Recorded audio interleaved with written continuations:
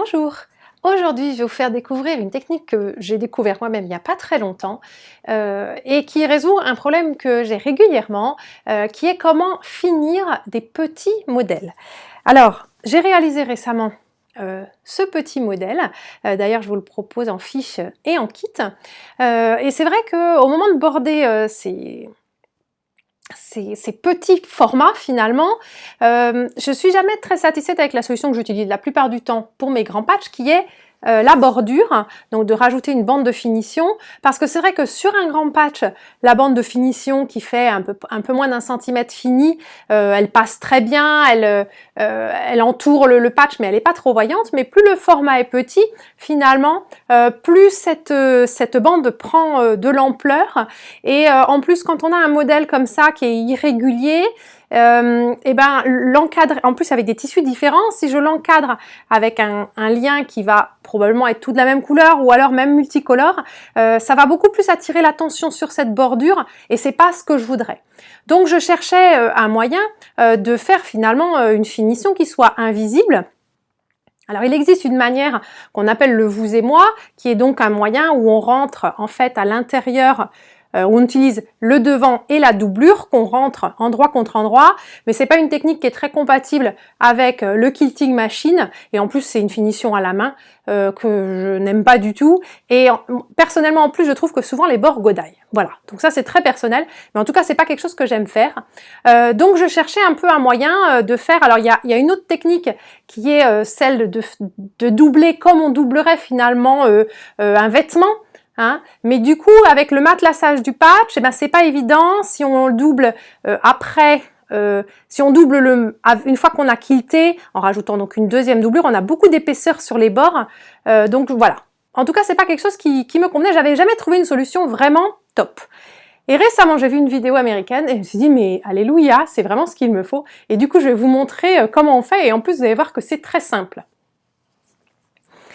Alors, donc, j'ai ce patch à border et donc je vais avoir besoin de bandes. Alors, j'ai pris le même tissu que mon patch parce que c'est ce qui me restait, mais de toute façon, ce sera derrière, ça ne se verra pas. Donc, il se trouve que c'est mon tissu de bordure. Maintenant, vous pouvez très bien mettre un autre tissu. Donc, il me faut 4 bandes de tissu, voilà, qui sont légèrement plus petites que les côtés. Donc, comme moi, c'est un rectangle. Donc, j'ai 2 bandes ici. Voilà, qui font 2 cm de moins que mes petits côtés. Et j'ai 2 autres bandes qui font 2 cm de moins que mes grands côtés, ou 1,5 cm. Voilà, c'est pas très... on n'a pas besoin d'être très précis. Et donc ces bandes, je les ai coupées à 7 cm, parce que mon modèle est petit, mais ça pourrait aller jusqu'à 10 cm. Et je les ai repliées en deux et repassées au fer. Voilà, donc si vous regardez, mes bandes ne sont pas... nickel, c'était des chutes. Donc c'est pas très grave si vous n'avez pas quelque chose d'hyper précis, parce que vous allez voir que tout ça ne se verra pas au final. Donc j'ai besoin de ces bandes, voilà, et j'ai aussi besoin de 4 carrés. Les miens font 10 cm de côté et je les ai pliés en deux, pareil au fer. Donc il y a sur la diagonale. Donc avec tout ça, on va rester sur l'endroit de notre patch et on va poser ici, pour commencer, les coins. Donc dans chaque coin, je vais poser comme ça un carré. Voilà. Hop, je fais bien coïncider avec les bords. Voilà. Et ensuite, je vais poser mes bandes. Donc, le pli vers l'intérieur. Vous voyez qu'ici, j'ai même les lisières de mon tissu, mais ça ne se verra pas plus tard. Donc, voilà. Et vous les posez comme ça, ici. Ici.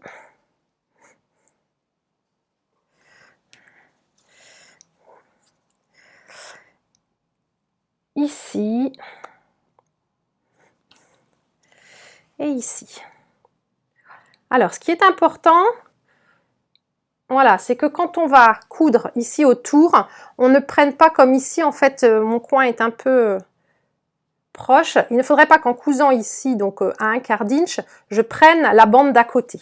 Donc, vous pouvez raccourcir un petit peu vos bandes si vous les trouvez trop grandes. En fait, les bandes, de toute façon, ce qu'il y a, c'est qu'elles doivent être plus petites, voilà. Vous voyez, ici, j'ai mon triangle. Et donc, les bandes, elles doivent aller 3-4 cm à l'intérieur. Voilà, il faut que ce soit coupé après la jonction en fait entre le pli et ici. Donc je vais la raccourcir un petit peu celle-là justement pour être sûre de ne pas avoir cette problématique, et ici aussi. Donc plutôt 2 cm de moins, mes autres coins sont plutôt bien. Au moins 2 cm de moins que le côté. Voilà. Donc, on va tout épingler. Voilà. Et ensuite, on va coudre tout autour ici, hein, à un quart d'inch, 7 mm, 8 mm. C'est pas trop grave, l'important c'est que ce soit régulier. Donc, on va coudre tout autour, voilà, de manière classique. Alors, j'ai donc cousu tout autour. On va maintenant dégager un tout petit peu les angles pour éviter qu'il y ait trop d'épaisseur. Donc, moi, ce que je vous conseille, donc c'est pas, ne coupez pas jusqu'au bord, mais on va dégarnir un petit peu en laissant, très important de laisser 2 ou 3 mm à la pointe et d'enlever un peu plus, voilà, pour éviter les épaisseurs. Coupons bien. Voilà. On va continuer ici. On met mes épingles. Donc voilà, laissez 2-3 mm à l'angle. Et puis vous pouvez dégarnir un tout petit peu plus comme ça. Voilà, sur les côtés.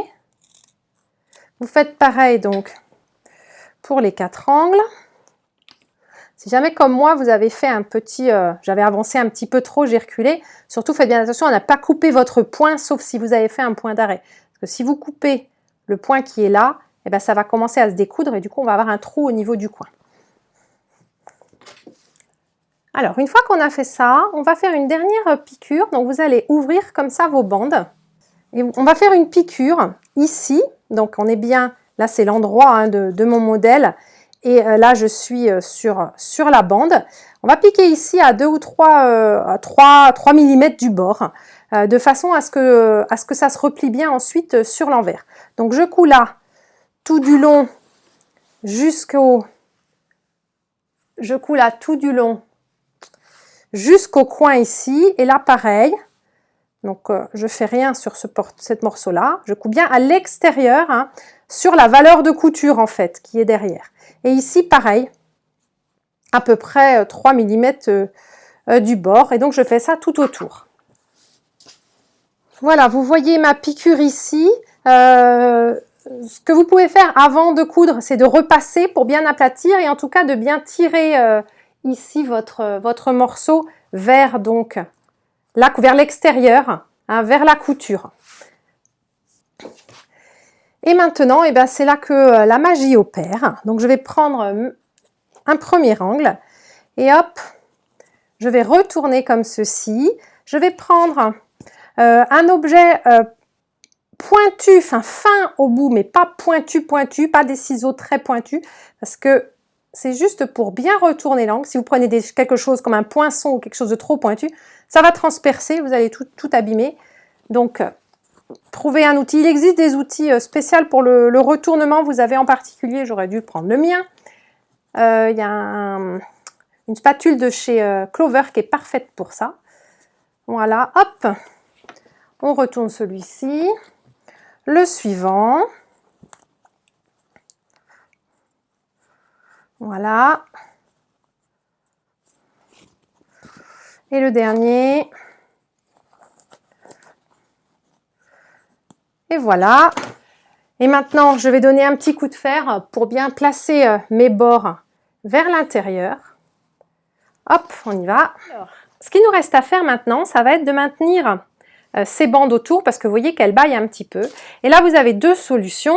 La première, que je ne vais pas faire, c'est de finir à la main. Il vous suffit donc ici de faire de coudre ici à la main à point plus ou moins invisible. De toute façon, ça ne se verra pas du tout. Voilà, de coudre ici tout du long sans du tout maintenir les triangles. Hein. Il s'agit bien uniquement des bandes. Donc vous cousez jusque sous le triangle, voilà. Mais ma technique à moi, elle va être beaucoup plus rapide, vous me connaissez. Quand ça va vite, si c'est bien et vite, c'est super. Et ben je vais utiliser du thermocollant double face. Donc ici c'est du Visofix, vous voyez il est un peu tordu parce que c'est des chutes qui me restent. Et je vais prendre, alors ici moi je prends une grande bande parce que j'en avais des morceaux en bande, mais même si vous n'utilisez que vous mettez que plusieurs petits morceaux, et vous allez le mettre bien en dessous. Voilà, veillez bien à ce qu'il ne déborde pas. pour éviter de salir votre fer. Et là, maintenant, je vais repasser ici. Ce qui est très important que vous fassiez cette technique de colle ou cette technique à la main, c'est que ici sur le bord et donc sur l'envers, on voit légèrement apparaître 1 mm par exemple de notre tissu de devant, voilà, et que ce ne soit pas le contraire, c'est-à-dire qu'on voit le tissu de derrière qui apparaît devant. Normalement, la piqûre qu'on a fait nous aide beaucoup pour cela, voilà. Donc, vous mettez votre thermocollant, on va prendre le fer à repasser, et hop, un coup de fer. Et voilà, on voit que tout de suite, la bande se met en place. Je continue ici. Voilà. Hop, et je fais pareil sur mes 4 côtés. Et voilà, et ben mes morceaux, mes bandes sont maintenant collées. Et si je retourne mon patch, j'ai une finition nickel sur tous les bords. Et pour l'accrocher, eh ben vous pouvez très bien utiliser une baguette en bois que vous allez glisser ici. Et comme ça, hop, vous avez un système d'accrochage inclus. Donc, et finition et système d'accrochage et pas de manchon à coudre. Voilà, il n'y a plus qu'à à vos petits patchs et belle finition, à bientôt.